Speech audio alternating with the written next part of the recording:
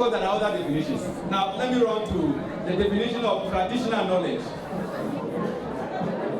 Traditional knowledge refers to knowledge or practices passed down from generation to generation that form part of the traditions or heritage of indigenous communities.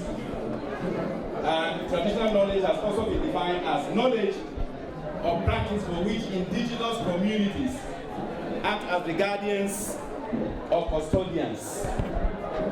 Knowledge for which indigenous communities act like guardians or custodians. Now, there are a few examples of traditional knowledge.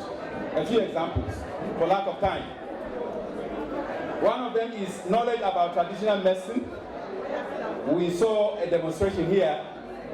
Traditional hunting or fishing techniques, food production, art and craft. The second type of traditional knowledge is about animal migration patterns or water management. The third, which is a combination of the two actually, is traditional knowledge represents a body of knowledge, beliefs and traditions intended to preserve, communicate, contextualize indigenous relationships with culture and landscape over time. Now, ladies and gentlemen, why is it so important for us to preserve and pass on traditional knowledge?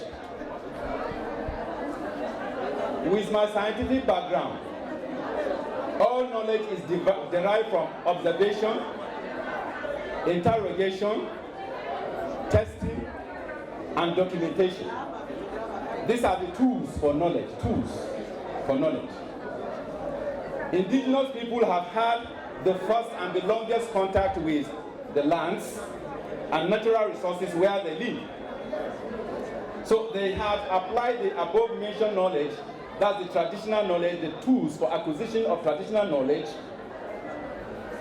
in understanding, or for better understanding of the various types of plants, animals in the habitat, that's biodiversity, their response patterns to different stimuli, including antibodies and the human immune system. That's their medicinal value. Indigenous people understand how various plants and animals interact with each other within a delicate support system to preserve and to sustain the ecosystem. Indigenous people understand the seasonal migration trends of birds and animals. Now, here is the lesson. What is the lesson? What is the lesson? The lesson is that we, the indigenous people, can feed the scientific community with critical information for purposes of research and documentation, because we are on the ground. Now, let me just go into suggested applications. Those of us with a sense of history will recall that between 1804 and 1856, listen to me, this example I'm giving is not supposed to motivate anything negative, but there are positive aspects. Those of us with a sense of history recall that between 1804 and 1856, corresponding with the Sheikh Usman Ibn Fodio anti-corruption campaign, stable political structures among the indigenous ethnic nationalities were violently destabilized, and some of those IDPs found refuge in Badi country. The most outstanding example is the Happy Zozo, who were forced out of Zaria on Saturday, the 31st of December, 1808, by a group of forces. Now, other displaced indigenes, of course, found refuge in other lands. But here is the lesson. They could no longer engage in their traditional economic activity, which is farming. But they quickly switched to commercial trade in agriculture, still within the agricultural value chain, and became ready agents of European mercantilism. What are the lessons for us, the FCT indigenous people?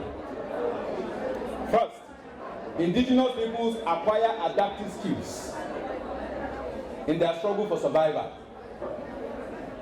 The Hausas from Hadezozo easily adapted. So we acquire adaptive skills for survival, which is necessary for us in this millennium. Now, the challenges of industrialization, globalization, ICT revolution, displacement arising from FCT construction, and the attendant natural selection processes should serve as enough stimulus for the application of traditional adaptive skills. Like the displaced Hausa communities of the early 19th century, FCT indigenous people are called upon to apply their traditional knowledge and to adapt to new trends based on current economic realities. Sticking to old practices, I'm choosing my words, sticking to old practices of hunting, gathering, farming, and river fishing may prove unrealistic in an economy that is driven by construction, real estate, ICT, and mining.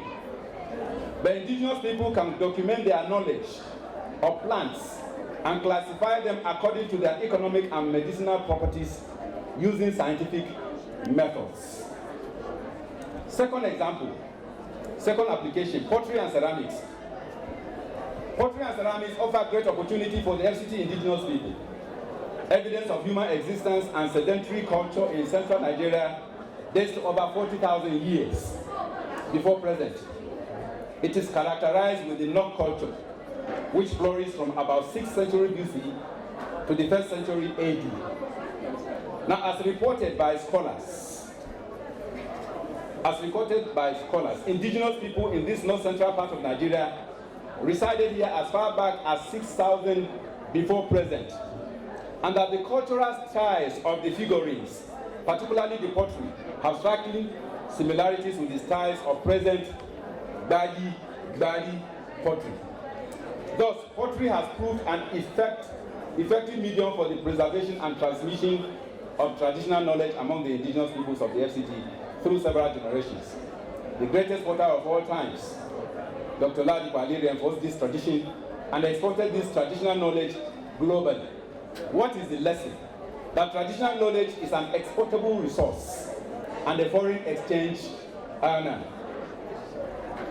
The third lesson,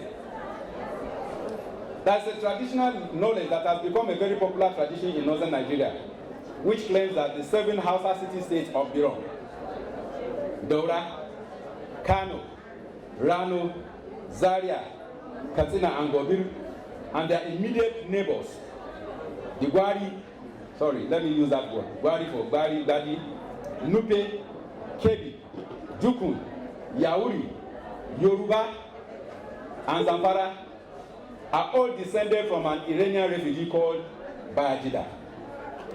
According to this tradition, Bayajida was the son of a king of Baghdad, Abdullahi. But due to certain political strife, Bayajida went on self-imposed exile. Traveling in the direction of southwest, he arrived in the Kanem Borno kingdom, married the Mai's daughter, and gave birth to a son in a town called Biram. Bayajida left his wife and son in Biram and continued on his journey until he arrived at the city of Daura. In Daura, he killed a python called Sarki, which prevented people from fetching water from the only community well. And as a reward for his bravery, Bayajida married the queen of Daura. Now, unfortunately, the queen could not produce children. So Bayajida married her Wari slave girl and gave birth to a son called Karbagali. Now, there's a lesson here. After many years, the queen gave birth to a son who was named Bawo. Karbagali became the father of the 7 vassal states called Banza Bokwe, namely the Gwari, Nupe, Kebi, Jukun, Yauri, Yoruba, Zamfara. Bawo became the father of the 7 Hausa states, Birom, Daura, Kano, Rano, Zaria, Katsina, and Gobir. Now, what is the lesson? First, the lesson, ladies and gentlemen, is that the indigenous people of northern Nigeria and the Hausas, we are step brothers and sisters because we descended from the same father. Is that not so? Bayajida is our great-grandfather. Bayajida is also their great-grandfather. And so we are siblings. Me and the Hausa man, we are siblings. And if we are siblings, then we can use this knowledge, apply this knowledge, to build bridges of unity in Nigeria. Nobody should divide me from the Hausa man because we are descended from the same father. Nobody should divide you from the Juku because we are descended from the same father. People in Zamfara, we are all descended from the same people. And in fact, Yoruba, I did not write this history. We are descended from the same father. And so if we are descended from the same father, then we should be united. This should constitute a bridge for unity. Then the second lesson is, it now means that we, the indigenous people in the FCT, can place a demand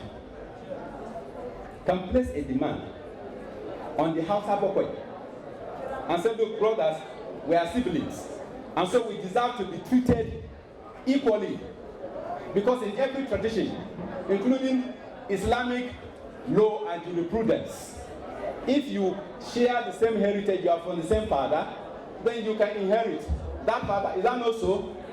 And so a situation where the Hausa man can be minister in the FCT and I cannot be minister in the FCT is wrong, even by Islamic jurisprudence, because we are children of the same father. Whatever is given to the Hausa man should be given to me, because I'm descended from who? Bayadida.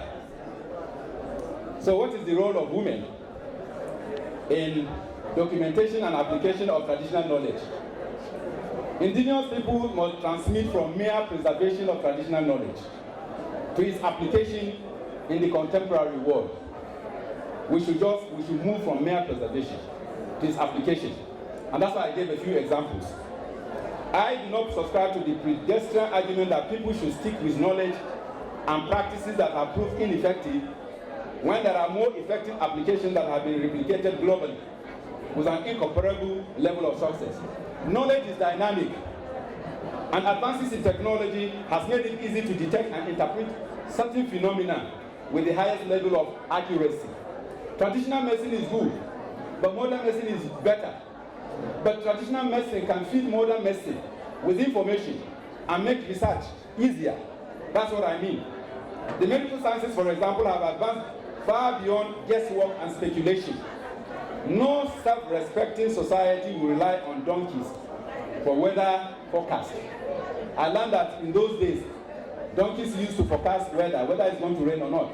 But of course, we can't do that now. We are going beyond that. Ubiquitous cameras and satellites monitor and document the behavior and migration patterns of animals far more accurately than any indigenous people could ever contemplate. Voice and written messages now travel at the speed of light. It will therefore amount to barefaced insensitivity or confirmed insanity for anyone who has experienced this technological advancement to propose a return to the era of telegraph messaging. Many of you don't know about telegraph and post office communication. So to propose a return to a body of knowledge that has become obsolete is an attempt to keep Africa eternally undeveloped. However, this paper proposes that the experiences of indigenous people, listen to me now, I propose that the experiences of indigenous people should be systematically documented, meticulously tested, using scientific analytical tools. In this manner, indigenous traditional knowledge can become adaptable to extant realities. In conclusion, in this brief moment, we are able to identify tools for knowledge, traditional practices, and certain aspects of traditional knowledge. Whereas the tools have remained valid even among modern scientific community, advancement in science and technology has ensured that traditional practices have proved ineffective. Indigenous women should guide their children and the younger generation of indigenous people on the path of progress, modernization, and technological advancement. Instead of preserving traditional practices as received through generations, we should seek contemporary application of traditional knowledge acquisition tools in the medical sciences, technology, and humanities. We must not remain hewers of wood and drawers of water. May God bless us as we apply our traditional knowledge. Thank you very much.